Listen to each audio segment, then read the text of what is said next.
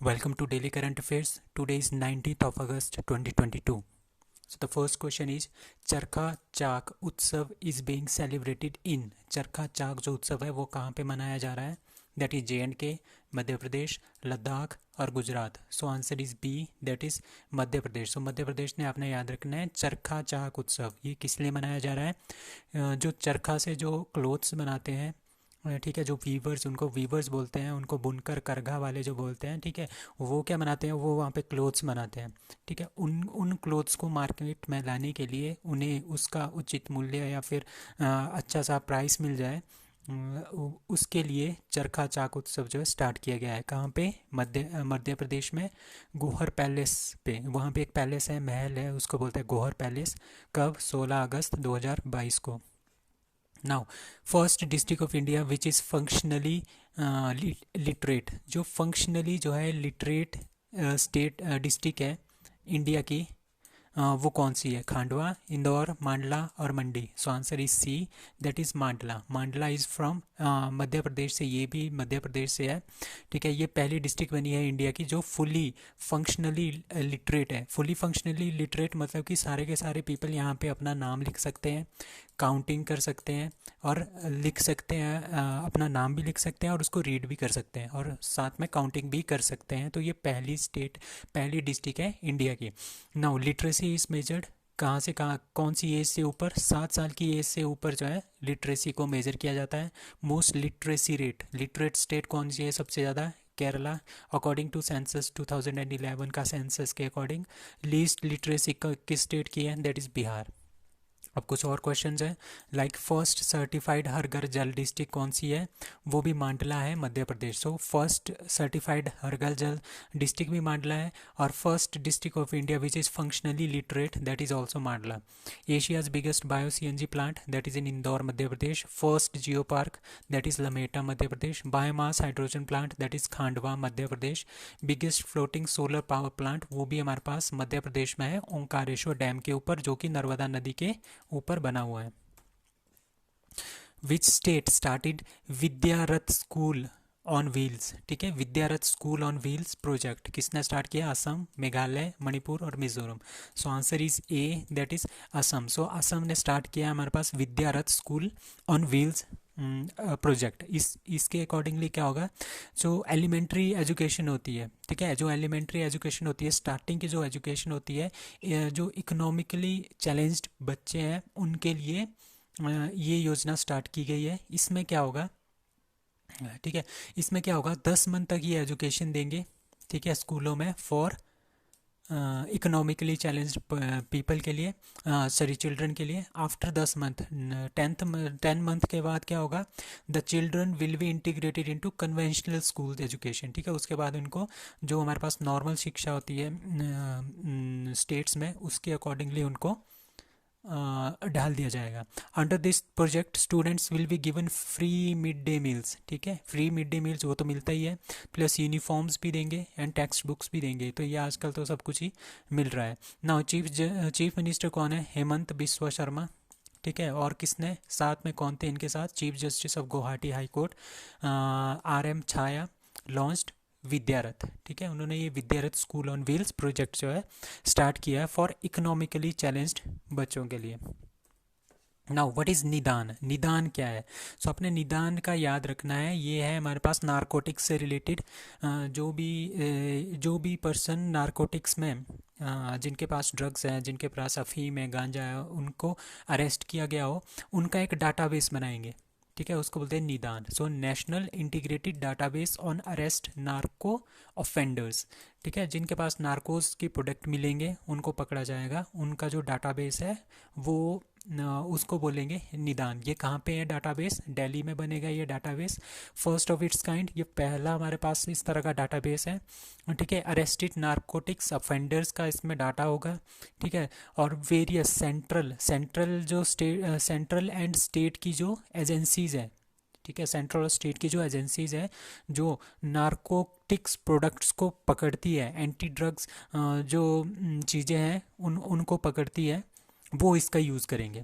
ठीक है, ये पोर्टल बनेगा निदान, वो किसके लिए होगा? सेंट्रल और स्टेट की जो एजेंसीज है जो एंटी ड्रग्स में काम कर रही है और नारकोटिक्स प्रोडक्ट्स को पकड़ने में काम कर रही है, ठीक है, वो उसका यूज़ कर सकते हैं। It is a national integrated database on arrested narco offenders, ठीक है। It is developed by narcotics control bureau, that is NCB ने इसको तैयार किया है।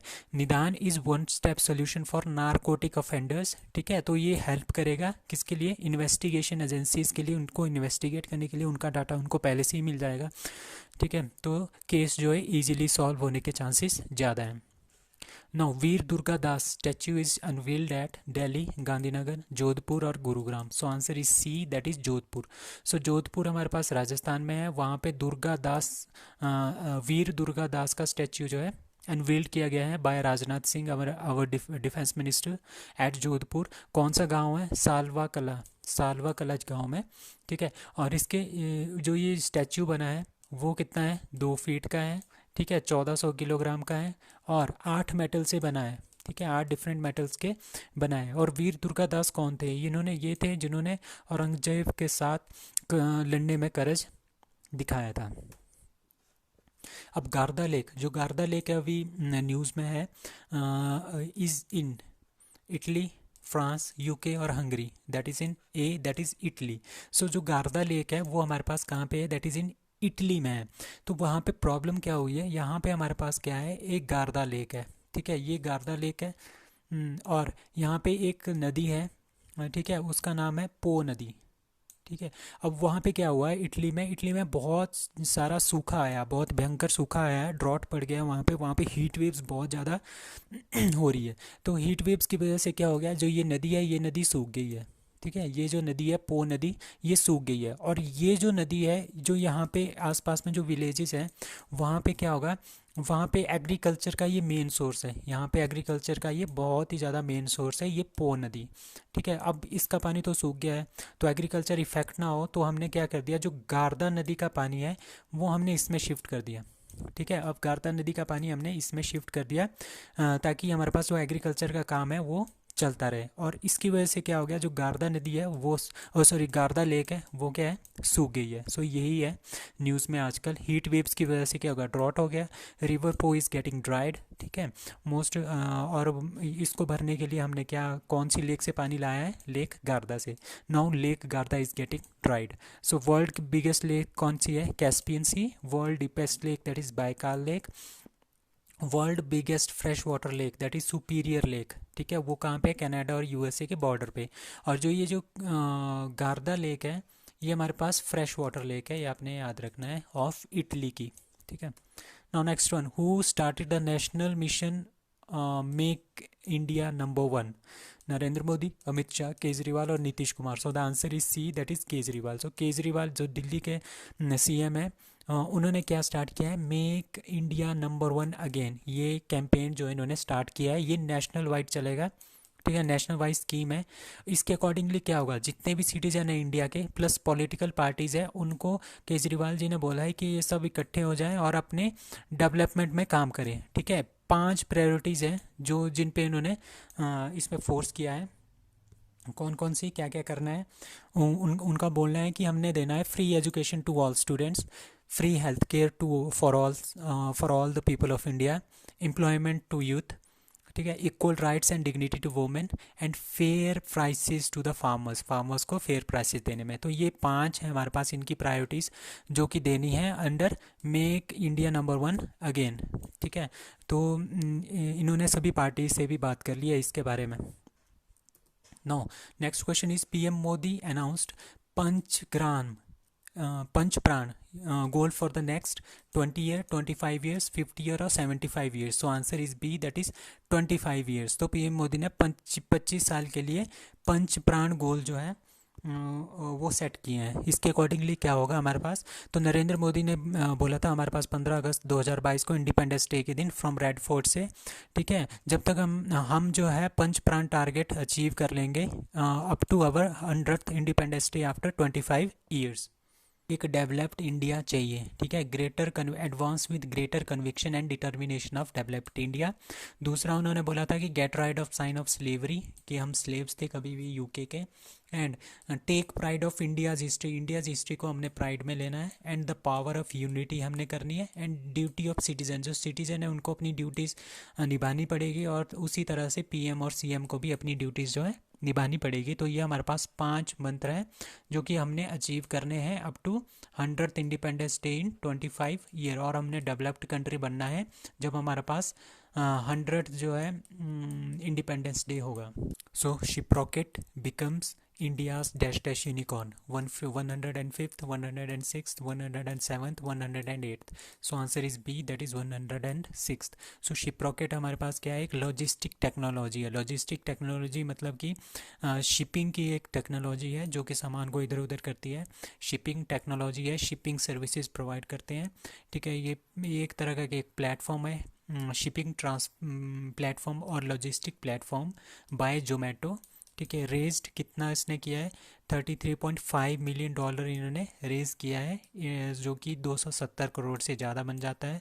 In fund raising round co-led by Temasek and Lightrock India, ठीक है। Shiprocket becomings the 106th unicorn in India, India की ये 106th यूनिकॉर्न बन गई है। यूनिकॉर्न क्या होता है, जिनका जो एनुअल जो टर्नओवर जो होता है वो 1 बिलियन से ज़्यादा, $1 बिलियन से ज़्यादा हो जाता है, उनको यूनिकॉर्न बोलते हैं।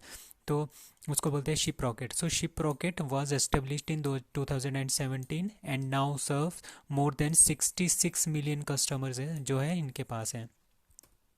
Now Vostok 2022 will be organised in Russia, China, Belarus, Tajikistan. So नाम से ही पता चल रहा है Vostok 2022 will be held in China, ठीक है, सॉरी रशिया, ठीक है। तो इसमें कौन कौन से पार्टिसिपेट कर रहे हैं, इसमें चाइना भी पार्टिसिपेट कर रहा है, इसमें रशिया भी पार्टिसिपेट कर रहा है, मतलब कि टोटल 6 कंट्रीज़ हैं, चाइना, रशिया, तीसरा इंडिया, चौथा बेलारूस, पांचवा ताजिकिस्तान और छठा मंगोलिया। तो ये सारे के सारे कंट्रीज इसमें वोस्टोक 2022 में पार्टिसिपेट कर रहे हैं।